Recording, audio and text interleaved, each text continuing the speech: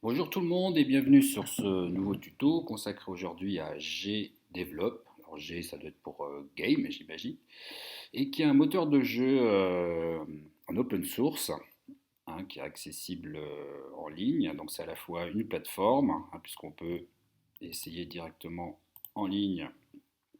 Alors bon, le problème c'est que voilà, on ne pourra utiliser que les éléments présents en ligne.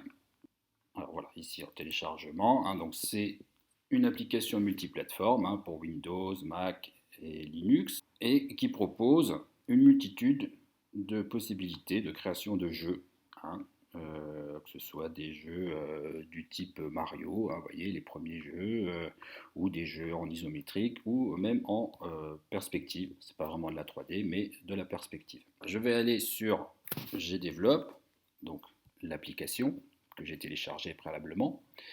Alors, ce qui est intéressant, c'est qu'on a, donc comme c'est un logiciel en open source, donc différents langages possibles qui ont été développés. Donc, je vais passer ici en français et je vais ici donc créer un nouveau projet. Alors, je peux cliquer également ici, créer un nouveau projet.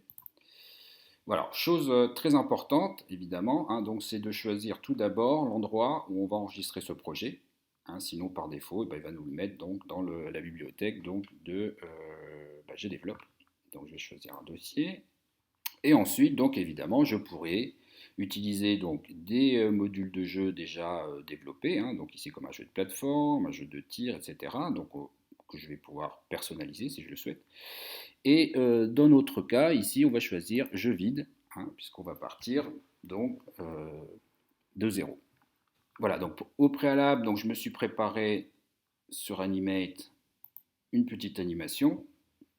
Voilà, que je vais vous présenter. Voilà, donc c'est différents comportements de mon personnage. Donc on va dire que, vous voyez, je me mets en mode boucle. Les premières étapes, donc c'est le personnage à l'arrêt. Ensuite, j'ai le personnage ici qui marche. Et pour finir, le personnage qui va être surpris. Voilà. Donc, moi je l'ai fait sur Animate, mais évidemment, vous pouvez le faire sur votre logiciel d'animation préféré. Donc, ça peut être sur After Effects, comme ça peut être sur Photoshop, du moment que vous générez une animation à la bonne taille. Alors, quand je parle de bonne taille, attention, puisque évidemment, donc si j'ai un jeu qui va faire 800 par 600, forcément, voilà, je ne vais pas lui importer des images qui font 2000 ou 4000 pixels, même si on peut les réduire dans GDevelop. Donc ici, donc chose importante, vous voyez, donc je suis parti sur une taille de 200 pixels par 200 pixels, donc en 72 dpi. Donc même chose, si vous le faites sur Photoshop ou autre, pensez à bien respecter ces dimensions. L'animation. Et automatiquement, donc Animate va me générer au format PNG, donc PNG qui va conserver donc la transparence, ici ce qui est en fond bleu, en fond blanc, de mes éléments. Voilà, j'enregistre, donc 200 pixels par 200 pixels, voilà, très bien. Et maintenant, je me retrouve donc avec les différentes étapes ici de mon animation, vous voyez, qui sont au format PNG. Très bien. Donc je retourne sur GDevelop. Voilà, donc je vais commencer donc par insérer un nouvel objet. Alors vous voyez qu'il y en a de différentes sortes. Nous avons le sprite qui va être donc des éléments qu'on va pouvoir déplacer à l'écran à l'aide du clavier. Des mosaïques, donc les mosaïques c'est pour créer un arrière-plan par exemple, et d'autres éléments. Donc je vais cliquer sur sprite, je vais donner un nom à cet objet, je vais appeler ça par exemple monstre, puisqu'il s'agit d'un petit monstre, et je vais cliquer sur ajouter une animation. Voilà, donc vous voyez noter que les animations, au fur et à mesure que je vais les rajouter, donc elles auront un numéro, donc là c'est l'animation numéro 0, je peux également lui donner un nom, donc on va appeler ça stop, puisque ce sera mon personnage à l'arrêt. Je clique sur ajouter, voilà, et vous voyez que ici je vais venir chercher mes 3 premières images que j'ai exporté préalablement. Vous voyez, donc on peut faire des sélections multiples. Je fais ouvrir. Voilà, et automatiquement, GDevelop me permet donc de visualiser mon élément. Et donc là, il ne me le joue qu'une seule fois. Donc je vais cocher l'option en boucle, de manière à ce que mon personnage bouge sur lui-même. Et ainsi de suite, donc je vais rajouter donc différentes animations. Donc l'animation numéro 2, ce sera par exemple la marche. L'animation numéro 1, on va dire. Voilà, je vais chercher. Voilà, donc ce sont ces 5 étapes d'animation. Voilà, même chose, je coche l'option en boucle.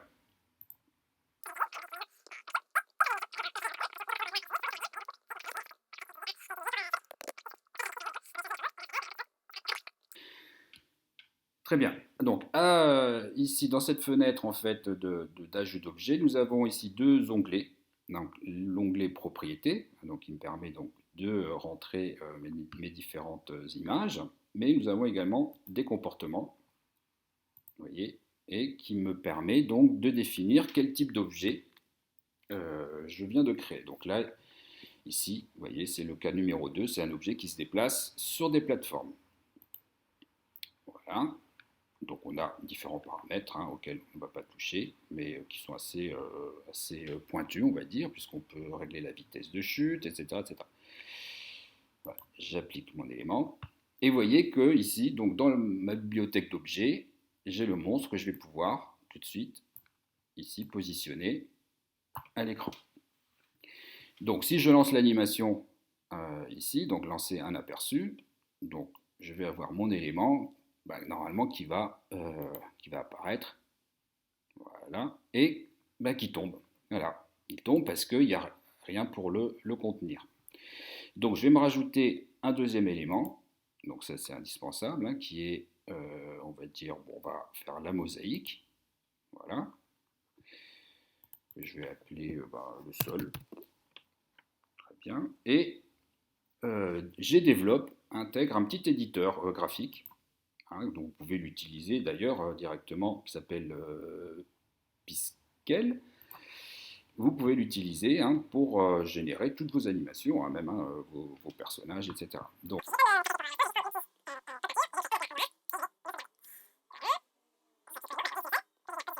et je vais donc étirer de manière à ce que mon élément puisse marcher en fait sur cet élément-là, sur cette base.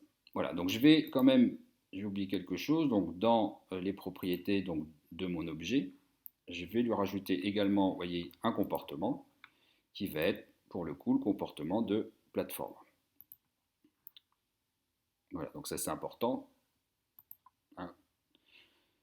Très bien, donc je lance ici l'aperçu et vous allez voir que maintenant mon personnage tombe bien sur ma plateforme et qu'avec les flèches de la souris, donc gauche-droite, je vais pouvoir le déplacer. Et si j'appuie sur la barre d'espace, donc ça c'est des choses qui sont déjà prédéfinies, je vais pouvoir le faire sauter. Alors les plateformes, comme je vous disais, donc c'est important puisque c'est ainsi qu'on va pouvoir donc déterminer différents terrains, on va dire. Voilà, donc j'ai ici mon élément, je vais me rajouter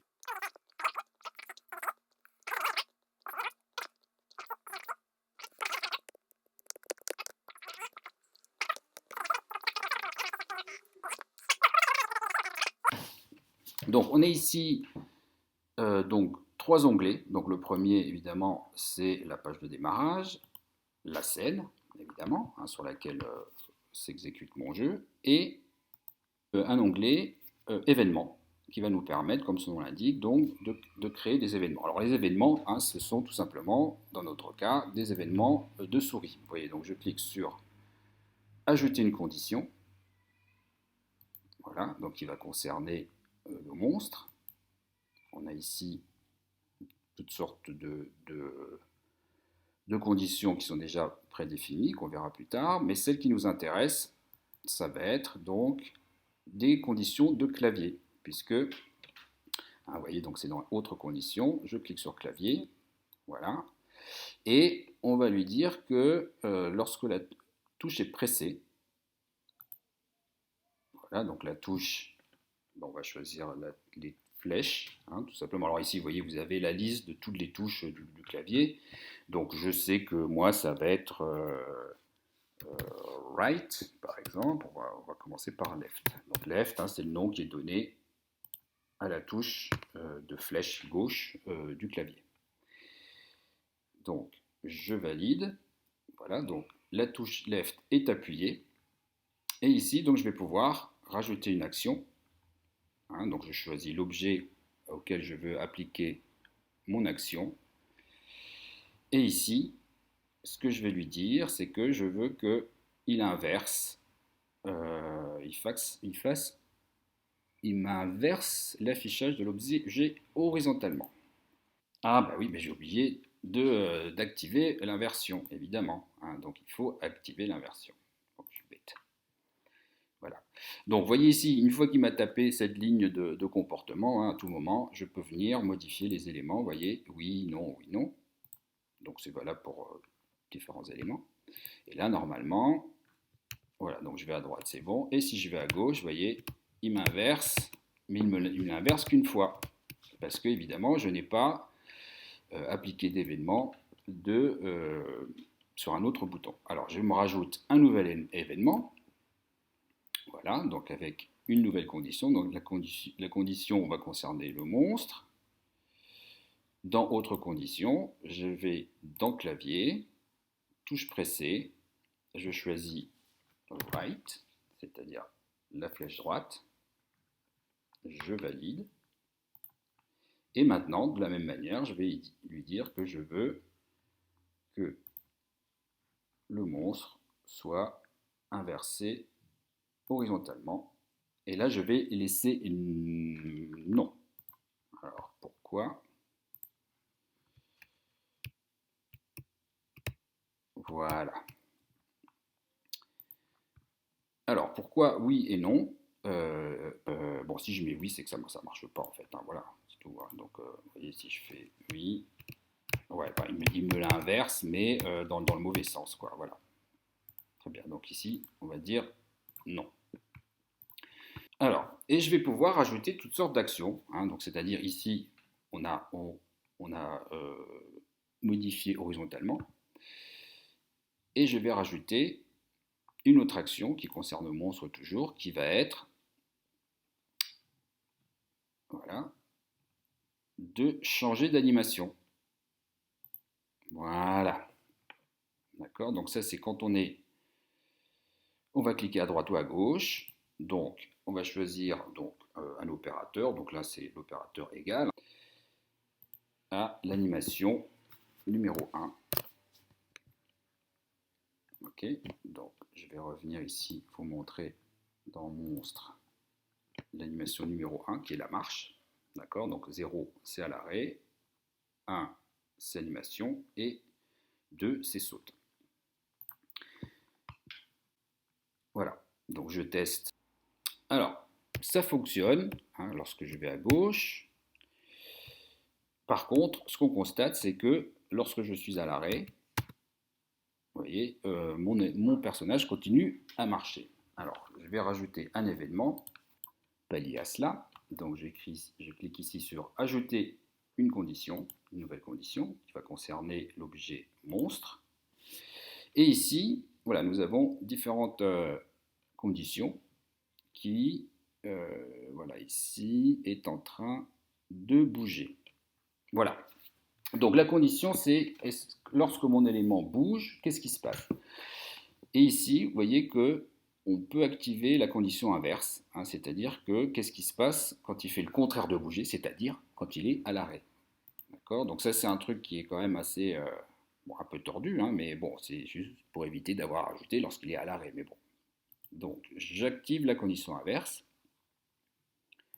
Voilà. Et vous voyez, donc ici, c'est figuré par cette petite flèche rouge, donc c'est le contraire de bouger. Et je vais lui dire, donc monstre, va changer d'animation, encore une fois, donc qui est égal à l'animation numéro 0, c'est-à-dire à l'arrêt. Pas à l'arrêt, mais c'est une boucle. Voilà. Donc vous voyez, automatiquement, il m'a chargé les 3 petites images. Donc là, je clique à droite, il ne se passe rien. J'ai oublié de lui préciser le changement d'animation. Voilà. Ajouter une action, monstre, changer l'animation est égal à 1. Voilà, donc c'est la même chose que pour la flèche gauche. Voilà, donc là je suis à l'arrêt, je clique à droite, mon personnage marche. Dès que je relâche le bouton, il se met sur l'animation 0. Donc je vais rajouter une autre condition qui concerne l'objet monstre. Et ici, c'est lorsqu'il est en train de sauter. Voilà, en gros, qu'est-ce qui se passe lorsqu'il saute? Je valide. Lorsque monstre saute, et ben, ce qui se passe, c'est que pour monstre, on va changer d'animation égale à l'animation numéro 2. Voilà.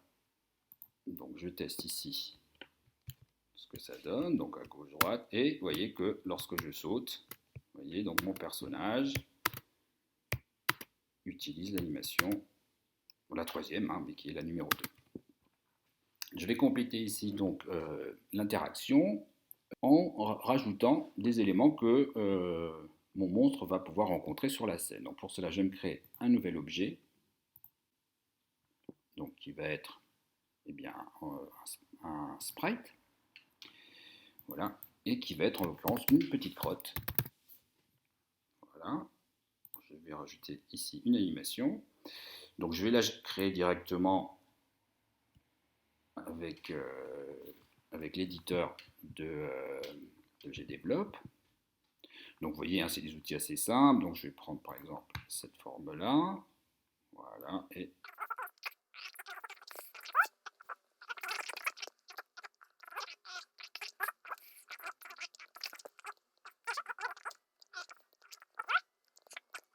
enregistrer. Voilà. Très bien. Je vais la cliquer. Et maintenant, donc, je vais positionner ma crotte ici. Alors, ce qu'il faut savoir, c'est que tous les éléments, en fait, hein, ont la possibilité donc de rentrer en collision à l'aide de ce qu'on appelle la zone de collision, tout simplement. Donc, vous voyez, je vais rouvrir ici le monstre. Vous voyez, ici, on a ici modifié les masques de collision. Et lorsque je clique dessus, voilà, ici, il m'affiche en rouge la zone de collision. Donc, on voit que la zone de collision, c'est l'ensemble de mon image, hein, qui fait 200 par 200. On a évidemment la possibilité de modifier cette zone en cliquant ici sur utiliser un masque de collision personnalisé, un polygone en l'occurrence. Je vais cliquer sur plus.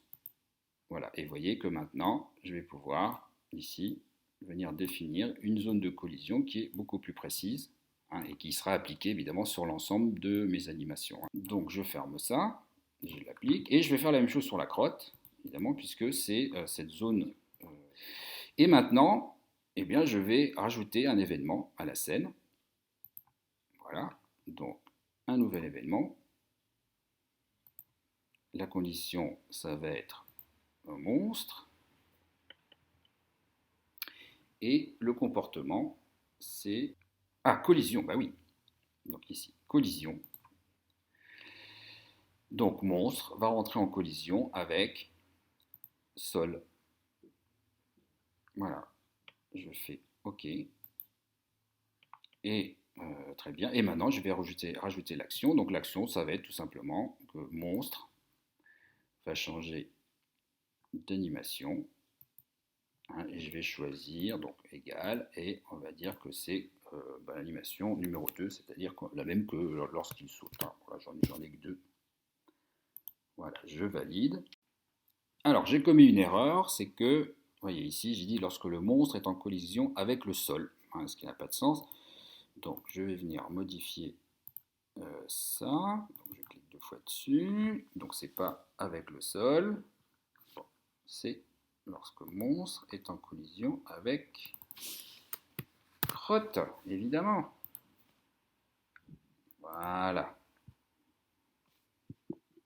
Et là, normalement, ça devrait fonctionner. Ah! Et voilà, vous voyez que dès que mon élément rentre en collision avec mon élément crotte, eh bien, Monsieur Patate est surpris. Voilà, donc je retourne sur la scène et vous voyez que à partir du moment où on a défini crotte comme étant un élément donc, de collision, je vais pouvoir en insérer autant que je veux et normalement, voilà, il va appliquer l'effet à chaque fois.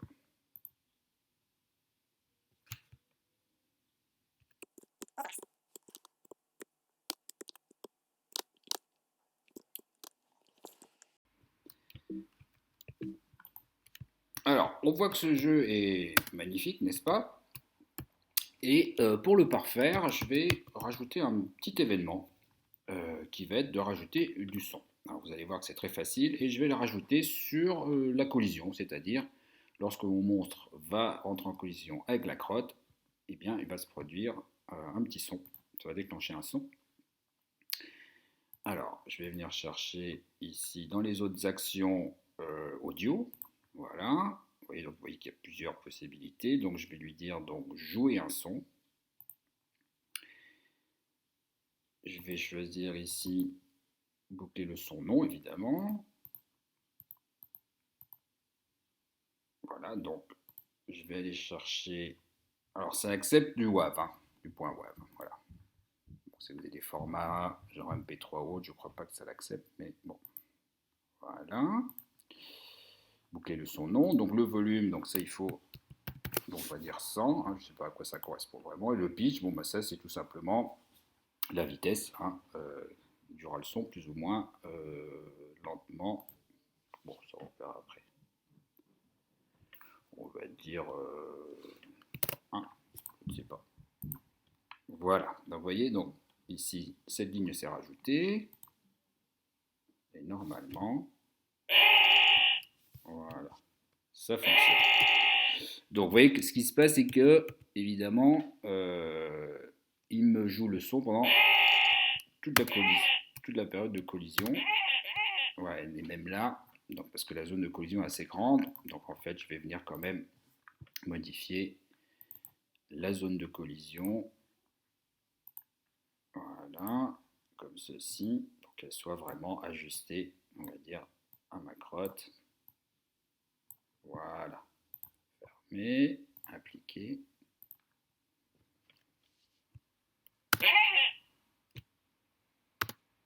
Et voilà, parfait. Donc vous voyez que c'est un jeu magnifique.